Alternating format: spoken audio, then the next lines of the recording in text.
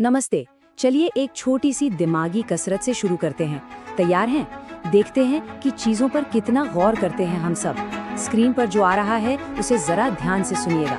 तो सोचिए, आप एक प्लेन के पायलट हैं। उसमें 20 लोग हैं। एक इंजन में आग लग जाती है। 12 पैराशूट हैं। 6 लोग कूद जाते हैं। 2 पैराशूट उड़ जाते हैं। अब 14 लोग और 4 पैराशूट बचे हैं। तो सवाल ये है, पायलट की उम्र क्या है? क्या लगता है? अगर जवाब मिल गया है तो बहुत खूब। अरे जवाब तो पहले ही वाक्य में था। याद है मैंने शुरुआत में ही कहा था। तो आप एक प्लेन पायलट हैं? जी हाँ, पायलट तो आप ही थे। अब अगर ये छोटी सी डिटेल दिमाग से निकल गई तो टेंशन की कोई बात नहीं। सच तो ये है कि हम सब रोजमर्रा की जिंदगी में ऐसी ही न जाने कितनी चीजों को नजरअंदाज कर देते हैं, और यही हमारी उस सुपर पावर की तरफ इशारा करता है जिसे हम सब लगभग भूल ही चुके हैं। और ये सुपर पावर है ऑब्जर्वेशन की, यानी सिर्फ देखना नहीं बल्कि गौर से देखने की कला।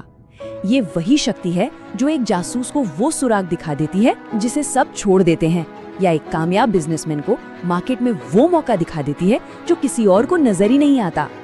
पर होता क्या है, जैसे जैसे हम बड़े होते हैं ना, हमारा दिमाग एक तरह के ऑटो पायलट मोड पर चला जाता है। हम चीजों को सच में देखे बिना ही बस मान लेते हैं, और इसका नतीजा गलतफहमियां होती हैं, बड़े बड़े मौके हाथ से निकल जाते हैं, और हम अक्सर छोटी छोटी बातों पर जरूरत से ज्यादा सोचने लगते हैं, स्ट्रेस लेने लगते हैं। तो सवाल ये उठता है कि आखिर ऐसा होता क्यों है? हमारी ये जो कमाल की काबिलियत है, ये चली कहाँ जाती है? इसका जवाब हमारे दिमाग के काम करने के तरीके में ही छिपा है। चलिए जरा इसे समझते हैं। जरा 1 मिनट के लिए सोचिए। हर एक सेकंड हमारा दिमाग एक बहुत बड़ी डिजिटल लाइब्रेरी जितनी जानकारी से भर रहा है। करीब करीब 1 करोड़ 10 लाख बिट्स। हमारी आंखें, हमारे कान, हमारी त्वचा, सब कुछ लगातार डेटा भेज रहा है। लेकिन इस पूरी की पूरी लाइब्रेरी में से हमारा सचेत मन, हमारा कॉन्शियस माइंड एक बार में सिर्फ 1 या 2 वाक्यों पर ही ध्यान दे पाता है। मतलब सिर्फ 40 बिट्स। इसका सीधा सा मतलब ये है कि हमारा दिमाग 99.99% से भी ज्यादा जानकारी को फिल्टर कर रहा है, और इसके लिए वो 2 जबरदस्त फिल्टर इस्तेमाल करता है। पहला फिल्टर है ब्रेन एटाटिक। सोचिए कि आपका दिमाग एक कमरा है, एक अटारी है। अब आप उसमें वही सामान रखेंगे ना जो आपके काम का हो, बिल्कुल वैसे ही। अगर आप एक फैशन डिजाइनर हैं तो आपका ध्यान लोगों के कपड़ों पर जाएगा। अगर आप एक शेफ हैं तो जाहिर है खाने की खुशबू पर जाएगा। मतलब हम वही देखते हैं जिसे देखने के लिए हमारा दिमाग प्रोग्राम हो चुका होता है। दूसरा और शायद सबसे बड़ा फिल्टर है थॉट क्लाउड। अरे ये हमारे दिमाग में लगातार चलने वाली बातें हैं। कल की चिंता, अगले हफ्ते का प्लान, 10 साल पहले हुई कोई बात। ये जो दिमाग में ट्रैफिक जाम लगा रहता है ना, ये शोर इतना ज्यादा होता है कि हमारे ठीक सामने जो हो रहा है हम उसे देख ही नहीं पाते। कभी किसी छोटे बच्चे को देखा है दुनिया को देखते हुए? वो हर चीज को कैसी हैरानी और जिज्ञासा से देखते हैं, बिना किसी फिल्टर के। वो पूरी तरह से उस पल में होते हैं। और हम बड़े, हम अक्सर अपने ही विचारों के जाल में ऐसे उलझे रहते हैं कि असली दुनिया को देखना ही भूल जाते हैं। लेकिन अच्छी खबर ये है कि हम इन फिल्टर्स को कंट्रोल करना सीख सकते हैं। हाँ, ये मुमकिन है। हम अपनी ऑब्जर्वेशन की सुपर पावर को दोबारा जगा सकते हैं। और पता है, ये उतना मुश्किल भी नहीं है जितना लगता है। चलिए उन 3 आसान कदमों को देखते हैं जो इसमें हमारी मदद करेंगे। तो ये 3 कदम हैं। पहला, अपनी इंद्रियों को, अपने सेंसेस को फिर से जगाना ताकि हम प्रेजेंट में जी सकें।